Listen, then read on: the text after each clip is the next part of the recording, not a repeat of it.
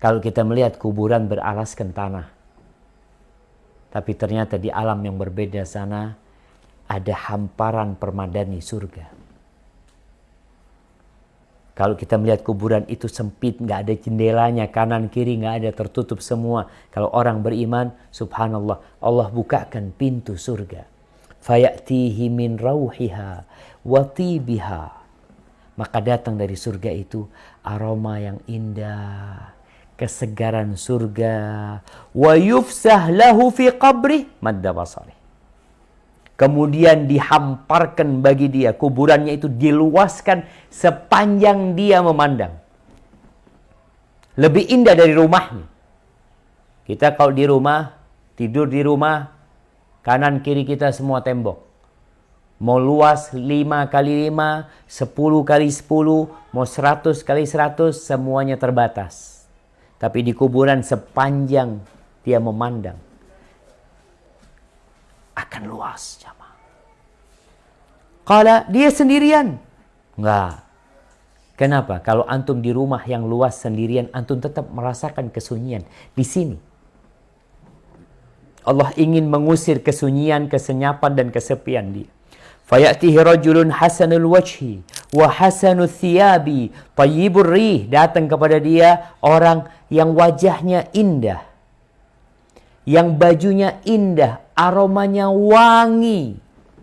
Fayaqulu abshir billadhi yasurruka. Orang itu yang datang mengatakan, bergembiralah engkau dengan yang menyenangkanmu. Hadza yaumuka alladhi kunta tu'ad. Ini hari yang engkau dijanjikan. Engkau selama di dunia sholat, berpuasa, sedekah, zakat, berangkat haji, berangkat umroh, berbuat kebajikan. Dijanjikan akan dikasih balasan. Berbeda sama orang yang kerja di dunia, akhir bulan dia dapat gaji. Akhir hari dia dapat gaji. Dia rasakan di dunia. Seorang mukmin dijanjikan nanti engkau sholat sepanjang tahun, sepanjang hidupmu. Balasannya apa? Allah akan kasih. Bukan 70 tahun antum di kuburan. Antum bisa bayangin berapa tahun sih kita di kuburan. Berapa tahun kita di muka bumi ini. Dan berapa tahun di perut bumi ini. Lihat Rasulullah SAW. Di muka bumi ini, beliau hanya 63 tahun. Tinggal di rumah petak. 5 kali 5. Kecil rumahnya. Nggak ada AC, nggak ada kipas angin. Makanan pun susah. Tapi cuma 63 tahun. Di kuburan, beliau sudah 1430 tahun. Maka itu yang seharusnya menjadi ambisi kita. Untuk mendapatkan tempat yang luas. Untuk mendapatkan janji-janji Allah Azza wa Jalla, dikasih tahu ini janji yang telah dijanjikan kepadamu. Fayaqulu man anta? Orang ini yang awalnya sendirian, malaikat Munkar dan Nakir udah pergi, kondisi kuburannya sudah berubah, lalu dia bertanya, man anta? Kamu siapa? Fawajhuka al-wajhul hasan yaji'u bil khair. Wajahmu wajah orang baik yang mendatangkan kebaikan.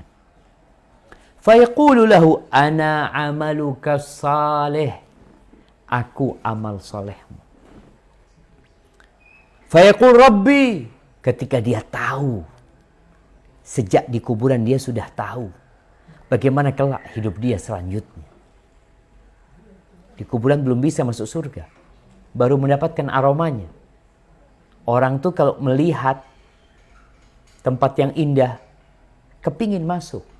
Antum dapat fotonya sesuatu ya, pulau yang indah, ada ketertarikan. Nih orang dibukakan pintu ke surga, datang tuh aroma surga, wanginya surga. Dia melihat subhanallah sebuah keindahan di sana. Maka dia mengatakan, ay Rabbi aqimis sa'ah, Rabbi aqimis sa'ah. Ya Allah, bangkitkan kiamat, bangkitkan kiamat. Hatta arji ila ahli wa mali. Sehingga aku bisa kembali kepada keluargaku dan kepada hartaku. Di riwayat lain disebutkan, orang ini mengatakan, Rabbi, biarkan aku kasih tahu kabar gembira kepada keluargaku. Agar mereka tahu, aku di sini bahagia, nggak perlu nangis kalian. Aku lebih bahagia daripada kalian di dunia.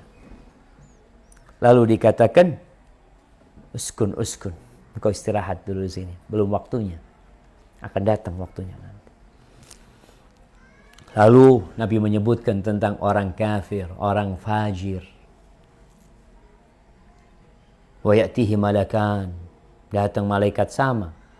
Dia dihimpit dengan himpitan yang menghancurkan tubuhnya. Kemudian datang malaikat dalam kondisi kesepian dan kegelapan. Malaikat bertanya kepada dia, Man Rabbuk? Siapa Rabbmu? La adri. Dia ketakutan. Enggak tahu aku. Aku enggak tahu aku. Qala faqul ma dinu? Apa agamamu? Agamanya sendiri dia mengatakan, la adri. Engkau tahu orang yang diutus ke la adri. Jawabannya enggak tahu. Maka kemudian ada yang menyeru dari langit mengatakan, an kadzaba abdi, memang hambaku ini telah mendustakan. Dia enggak percaya. Fa afrishuhu minan nar. Jadi bukan permadani yang diberikan kepada dia, tapi api neraka. Bawahnya kuburan dia adalah api neraka. Waftahu lahu baban ilan nar. Bukakan pintu ke neraka. Fayatihi min harriha wa sumumiha. Maka datang kepada dia aroma busuknya api neraka, panasnya neraka. Datang kepada dia, wa yudayyaqu alaihi qabruh, dan kuburannya disempitkan buat dia, hatta takhtalifa adla'uhu, sampai tulang-tulangnya itu enggak beraturan. Antum tahu kalau seperti tisu yang diremet-remet, seperti itu dia disempitkan kuburannya. Walaupun dari kasat mata kita, oh kuburannya mewah, luasnya sekian, ada kolam renangnya, ada ininya, nggak ada. Di dalam sana dia sudah nggak dapat manfaat dari harta, dari apa yang di muka bumi ini, kecuali dari amal soleh dia. Ketika nggak ada, lalu dalam kesendiriannya dia, wa ya'tihi rajulun qabihu thiyab, datang kepada dia orang yang dengan pakaian yang jelek, aromanya busuk. Kita tuh kalau duduk di samping orang yang nggak mandi 2 pekan, terus dia memang punya aroma tubuh yang buruk, pakaiannya juga bau, kita akan menyingkir, kita akan cari tempat lain, kita akan tutup hidung kita. Tapi ini datang tuh, tempatnya udah sempit, mau bareng dia lagi. Kita tuh kalau tempat sempit gak ingin orang lain duduk di situ. Kita lihat pesawat, kenapa ada kursi bisnis, ada kursi yang lebih tinggi, VIP umpamanya, ada yang biasa itu banyak orang. Kalau udah sempit terus banyak orang, itu jadi gak nyaman. Ini nih, kuburan udah disempitin, sampai tulang-tulang dia itu beradu, bercampur aduk, datang orang, aromanya busuk, wajahnya buruk, pakaiannya juga jelek. Lalu dia mengatakan, absyir billadzi yasu'u. Engkau, nih, ada kabar buat engkau dengan keburukan yang telah dijanjikan kepadamu. Lalu dia tanya, kau siapa engkau?